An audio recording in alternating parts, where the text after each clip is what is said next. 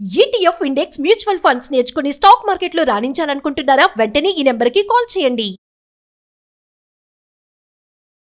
నమస్కారం. కార్తీక పురాణం 5వ అధ్యాయంలోకి వచ్చాం.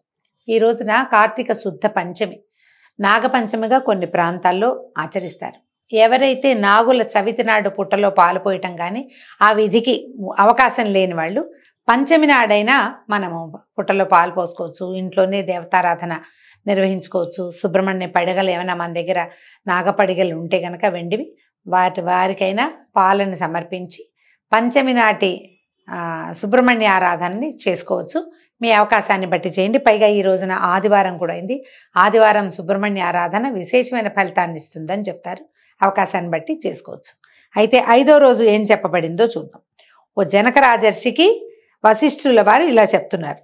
కార్తీక మాసమందు పాపక్షయం కోసం పుణ్యాన్ని చేయాలి. పుణ్యం చేత పాపం నశించటమే కాక మన పుణ్యబలం కూడా పెరుగుతుందన్నమాట.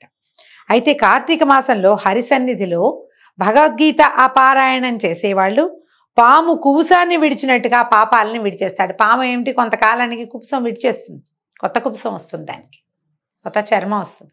అట్లా పాపం తొలగిపోతుందట, తన మీద నుంచి వెళ్ళిపోతుందన్నమాట.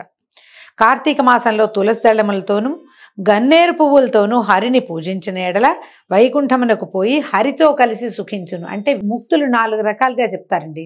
సాయుజ్య, సామీప్య, సాలోక్య, సారూప్య ముక్తులు. విష్ణు సాయుధ్యాన్ని పొందుతారంటే ఆయనలో కలిసిపోవటం. సారూప్యాన్ని పొందుతారంటే విష్ణువు లాంటి స్వరూపాన్ని పొంది ఆయన్ని సేవించుకుంటూ ఉంటారు. సామీప్యం అంటే విష్ణువు యొక్క సన్నిధిలో నివసించేందుకు అవకాశం లభిస్తుంది. తర్వాత సాలోక్యం, విష్ణు లోకంలో ఉండటము, ఆయనతో పాటే ఆ లోకంలోనే ఉండటము, ఇలాంటివి ముక్తులు లభిస్తాయి. విష్ణువే కాదు, శివుడికి కూడా ఇలాగే చెప్తారు ముక్తులు 4 రకాలని. అయితే ఈ 4 రకాల ముక్తుల్లో కొంతమంది గౌరీ లోకాన్ని పొందే వాళ్ళు కూడా ఉంటారు. పతివ్రతలుగా మరణించిన స్త్రీలు, పతిని అనుసరించి మరణించిన వారు, పతి కంటే ముందు అంటే పచ్చగా మరణించిన వారు, 5వ తనంతో భర్త జీవించి ఉండగానే ముందే మరణించిన వారు, వీళ్ళందరికీ గౌరీలోకాన్ని పొందుతారని, వారి వారి పుణ్యాన్ని బట్టి సామీప్యమా, సారూప్యమా, సాలోక్యమా, సాయుజ్యమా అనేది అది వారి పుణ్యాన్ని బట్టి కుదురుతుందన్నమాట. హరితో కలిసి విష్ణులోకం నందు అంటే వైకుంఠం నందు నివసించగలరు. కార్తీక మాసమందు భగవద్గీతలోని 10, 11 విభూతి యోగము, తర్వాత విశ్వరూప యోగము సందర్శనము, వాటిని కూడా విశ్వరూప యోగాన్ని కూడా ఈ రెండింటినీ గనక ఈ 2 అధ్యాయాలని పారాయణ చేస్తే విష్ణు లోకానికే అధిపతి అవుతాడు. అంటే ఒక అధికారి అవుతాడట విష్ణులోకంలో. కార్తీక మాసమందు హరిసన్నిధిలో శ్లోకములు కానీ శ్లోక పాదమును కానీ పురాణాన్ని కానీ చెప్పిన వాళ్ళు విన్నవాళ్ళు కర్మబంధ వినిర్ముక్తులు అవుతారు. కార్తీక మాసమందు శుక్లపక్షంలో వనభోజనం చేసేవారు సమస్త పాపముల నుండి విముక్తి పొందుతారు. కార్తీకంలో వనభోజనాన్ని విశేషంగా చెప్తారు. ఉసిరిక చెట్లు ఉన్నటువంటి వనభోజనం, ఆ వనంలో భోజనం చేయటము, ఆ ఉసిరిక చెట్టు కింద సాలగ్రామారాధన చేయటము, ఆ చెట్ల నడుమ అక్కడే వంటకేసుకుని అక్కడే ఆరాధన చేసుకుని అక్కడే బంధువులతోటి, స్నేహితులతోటి, మిత్రులతోటి కలిసి సహపంక్తిన భోజనం చేసిన వాడికి కూడా ఏమేమిటి అన్ని పాపాలు, సమస్త పాపాలు నశిస్తాయట. జపకాలమందు అంటే మిగిలిన కాలాలు, జపకాలము, హోమకాలము, పూజాకాలము, భోజన కాలము, తర్పణ కాలము, ఈ కాలాల్లో ఈ రకరకాల సంభాషణలు ఏమైనా వింటాం కదా. అలాంటప్పుడు మనం ఎప్పుడు వినకూడని మాటలు, చెడ్డ మాటలు, దూషణ, ఎవరినైనా తిరస్కరించటము, అలాంటివి వింటే కనుక మనం మామూలు రోజుల్లో మనం అలాంటివి చేసినప్పుడు ఆ పాపం అంతా ఈ వనభోజనం వల్ల పోతుందట. ఎక్కడో గుళ్ళో పూజ చేసుకుంటూ ఉంటాము, మనం అర్చన చేయించుకుంటాము, ఎవరో చుట్టుపక్కల వాళ్ళు కొంచెం కొట్లాడుకుంటారు, అడ్డం వచ్చారనో, లేకపోతే కనపడినివ్వట్లేదనో, క్యూ బ్రేక్ చేశారనో, లేదా వాళ్ళని ఎవరినో ముందుకు పంపేశారనో దూషణలకి దిగుతారు. దేవాలయంలో అయినా సరే మనం అలాంటివి చెవిన పడ్డప్పుడు ఏమవుతుంది, ఒక రకమైన పాపం కలుగుతుంది. అది ఇప్పుడు పోతుందట. పాపాత్ముల యొక్క దుర్మార్గులైన వాళ్ళ భాష, వినకూడని మాటలు, చెడ్డ మాటలు, దూషణ అంటే స్వమాతృ దూషణ, అలాంటివి ఏమైనా వింటే కలిగే పాపం దీనివల్ల పోతుంది. ఈ వనభోజనాన్ని ఎలా చేయాలో చెప్తాను వినమని వశిష్ఠుల వారే స్వయంగా చెప్తారు. మనం చెప్పుకునే మాటలే కాకుండా పురాణంలో ఏం చెప్పారో విందాం చూడండి. అనేక జాతి వృక్షాలతో కూడిన వనమందు ఆమలక వృక్షము అంటే ఉసిరిక చెట్టు వద్ద సాలగ్రామాన్ని ఉంచి గంధ పుష్పాక్షతాదులతోటి పూజించి శక్తి కొలది బ్రాహ్మణులని పూజించి వారితో కలిసి భోజనం చేయవలను. ఇట్లు కార్తీక మాసమందు వనభోజనము చేసిన ఎడల ఆయా కాలములందు చేసినటువంటి సమస్త పాపాలు నశించి విష్ణులోకమునందు సుఖంగా ఉంటారు. కాబట్టి కార్తీకంలో వనభోజనాన్ని తప్పక ఆచరించాలి. స్నేహితులు ఎవరైనా పిలుస్తారు కదా, మాకు అలవాట్లేదండి, అలా ఏమనక్కర్లా, శుభ్రంగా వెళ్ళి భోజనం చేస్తే మంచిది. కార్తీక మాస మహాత్మ్యాన్ని భక్తితో విని బ్రాహ్మణుని కుమారుడైనటువంటి ఒక యువకుడికి ఎలాంటి దుర్యోగం పోయిందో తెలుసుకోమంటున్నారు, కథ చెప్తున్నారనమాట. అయితే ఈ మునీశ్వరుని అడిగిన జనకుడు, ఈ బ్రాహ్మణ కుమారుడు ఎవరు, అతను ఏ విధంగా ఏ రకమైన కర్మలు చేశాడు, ఏది పోగొట్టుకున్నాడు, ఆ వృత్తాంతాన్ని వినాలని నాకు చాలా ఉత్సాహంగా ఉంది. ఏ బ్రాహ్మణ కుమారుడు ఇట్లా పాపాన్ని పోగొట్టుకున్నాడో చెప్పమన్నారు. చెప్పంటే పూర్వమట కావేరీ తీరంగంలో ఈ వేదాంగ పారంగతుడైన దేవశర్మ అనే బ్రాహ్మణ ఆయన ఉండేవాడట. ఈయనకి ఒక కుమారుడు కలిగాడు, కానీ వాడు సదాచార ప్రవర్తకుడుగా లేడు, దురాచారుడుగా ఉన్నాడు. ఇక విసుగు పుట్టింది తండ్రికి. కొంత వయసు వచ్చాక పిల్లాడికి చెప్పేట, తండ్రి నాయన నువ్వు ఎన్నో పాపాలు చేసావు, ఈ పాపాలు పోగొట్టుకునేందుకు ఒక ప్రత్యేకమైన మార్గం ఉంది, చెప్తాను విను. కార్తీకంలో ప్రాతः స్నానం చేయి, పొద్దున్నే స్నానం చేయి, సాయంకాలంలో హరి సమీపంలో అంటే విష్ణుమూర్తి దేవాలయానికి వెళ్ళి దీపమాలని సమర్పించు అనేసరికల్లా అప్పుడు ఏమన్నాడు, కుర్రాడి కోపం వచ్చింది. ఏమిటిది, ఏం చెప్తున్నావు నువ్వు, నేను ఇలాంటి కార్యాలు ఎప్పటికీ చేయను అన్నాడు. నేను అవన్నీ చేయను, ఈ పొద్దున్నే స్నానం ఎవరు చేస్తారు చలి రోజుల్లో, కార్తీకం అంటే ఏమిటి చలికాలం, నీళ్ళలో ఎవరన్నా పొద్దున్నే స్నానం చేస్తారో, నేను చెయ్యను ఒకటి. రెండోది, నేను అసలు గుళ్ళోకి వెళ్ళటం లేదు, ఆ దీపాలు గీపాలు అవన్నీ ఎవరు పెడతారు, నేను ససేమిరా చేయను అన్నాడు. అనేసరికల్లా తండ్రికి పిచ్చి కోపం వచ్చింది. నువ్వు ఇవి చేసేవన్నీ చెత్త పనులు, సరైన పని చేయటం లేదు, బ్రాహ్మణుడు ఇట్లాంటి దుష్ప్రవర్తన కలిగి ఉన్నావు, కనీసం ఇదేదో ఒక క్రియ చేసుకో, ఈ పాపం పోగొట్టుకుని ఇక్కడి నుంచైనా సదాచారవంతుడిగా ప్రవర్తించమంటే నువ్వు మాట వినలేదు, ఇంత మాట అన్నావు కాబట్టి అరణ్యంలో ఎలికగా పడుండమని కుమారుణ్ణి శపించేశాడు. శపించేసరికల్లా వాడు ఏడవటం మొదలుపెట్టాడు. నేను ఎలిగ్గా పడి ఉండాలా, అంటే నా జీవితం బొరియల్లోనే ఉంటుందా, అయ్యో ఈయన మాట వింటే బాగుండేది, ఇంత పని చేశానని తండ్రి కాళ్ళు పట్టుకున్నాడు.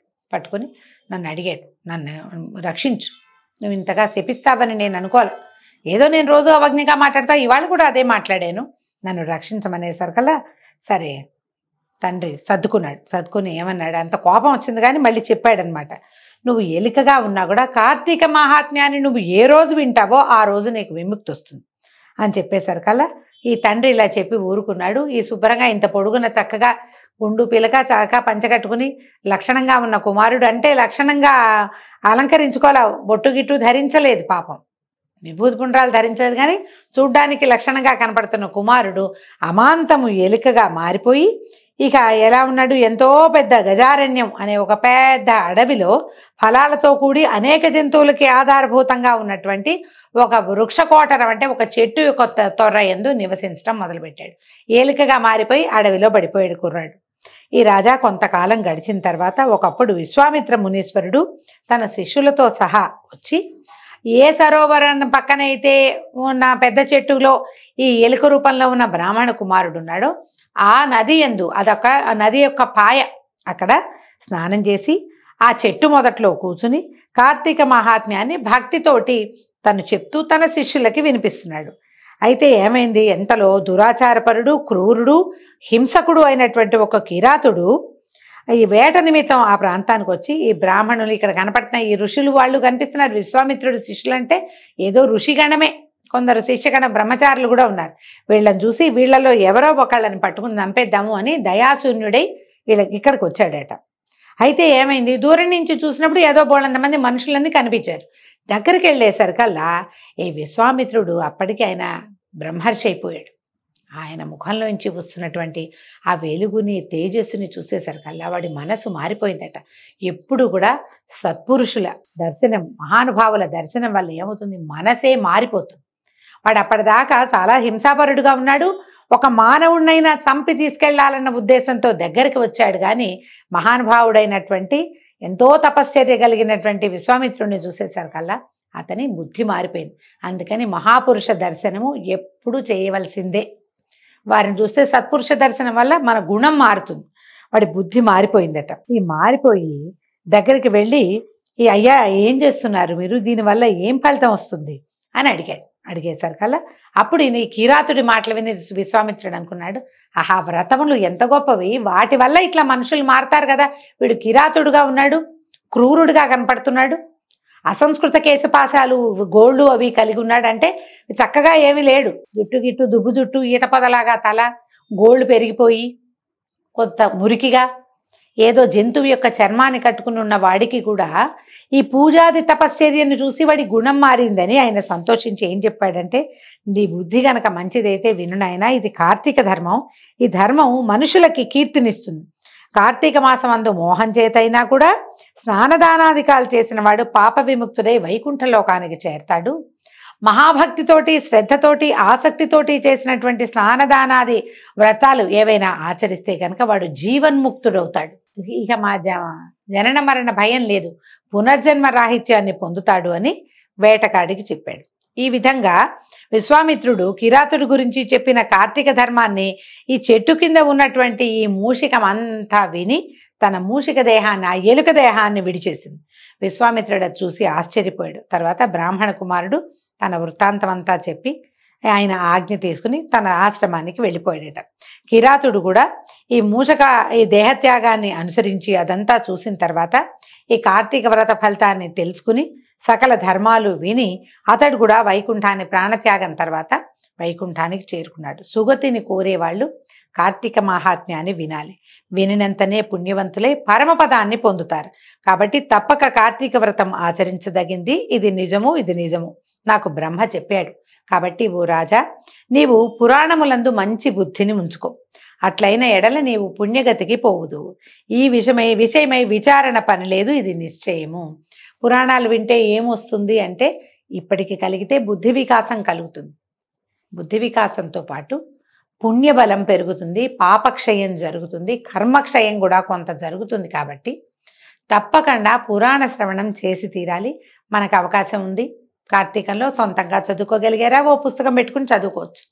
లేదా సోషల్ మీడియా మనకి ఇప్పుడు లభించిన అనేక రకాల వరాలతో టెక్నాలజీ వల్ల సోషల్ మీడియా కూడా లభించింది. కాబట్టి చక్కగా 4 పూటల్లో ఏదో ఒక పూట మీకు అవకాశం ఉన్నప్పుడు కార్తీక పురాణ శ్రవణం చేసి, కార్తీక మాసంలో చేయగలిగినన్ని ధర్మకార్యాచరణలు కూడా చేసి వాటి వల్ల వచ్చే ఫలితాన్ని ప్రతివారు పొందాలని భావిస్తూ ఈ రోజున 5వ అధ్యాయం పూర్తయిందండి. రేపు ఉదయం మళ్ళీ 6వ అధ్యాయంలో కలుసుకుందాము. నమస్కారం.